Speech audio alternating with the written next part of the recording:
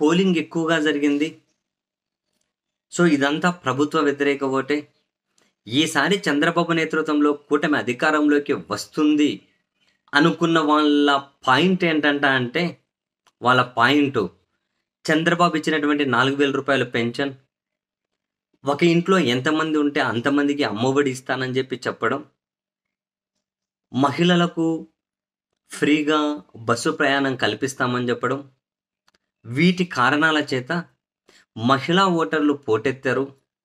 ఇది డెఫినెట్‌లీ చంద్రబాబు అనుకూల ఓటేనని చెప్పి, ఆ కూటమి అధికారంలోకి వస్తుంది అనుకున్న వాళ్ళు నాతో చేస్తున్నటువంటి అంటే ఒక రకమైన ఆర్గ్యుమెంటా లేకుంటే షేర్ చేస్తున్నటువంటి అంశాలు అండ్ సోషల్ మీడియా వేదికగా కూడా కొందరు షేర్ చేస్తున్నటువంటి అంశాలివి. అయితే ఇక్కడ అయితే ఇక్కడ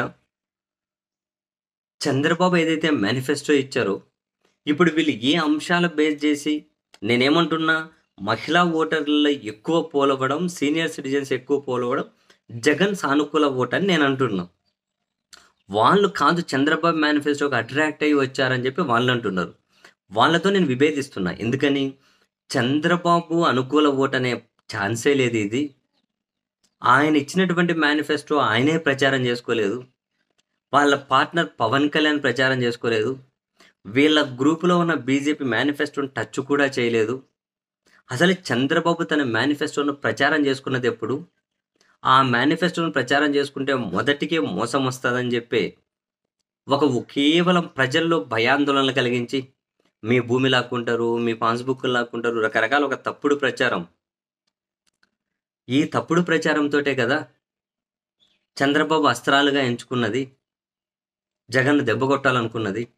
ఆయన మేనిఫెస్టో ఆయనే నమ్మనప్పుడు జనాలు నమ్మడం ఏంటి? జనాలు నమ్మి పోలింగ్ బూత్‌కి రావడం ఏంటి? అది మరి వాళ్ళు చంద్రబాబు మేనిఫెస్టోకి అనుకూలంగా వచ్చిన వాళ్ళని చెప్పి మీరు చెప్పడం ఏంటి?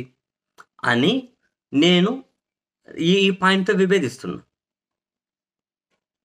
చంద్రబాబు మేనిఫెస్టో చూసి మహిళలు పోలింగ్ బూతులకొచ్చారు అనంటే అంతకు మించిన ఫన్ ఇంకొకటుండదు. ఒకవేళ అదే జరిగితే. అంత అమాయకులు మహిళా ఓటర్లు అంత అమాయకులు. చంద్రబాబు మేనిఫెస్టో నమ్మే అంత అమాయకత్వం ఉందా? వాళ్ళ పాయింట్ అదంట. చంద్రబాబు కూటమి అధికారంలోకి వస్తదన్న వాళ్ళ పాయింట్ అదట. నేనైతే కంప్లీట్‌లీ డిసగ్రీ దాంతోటి.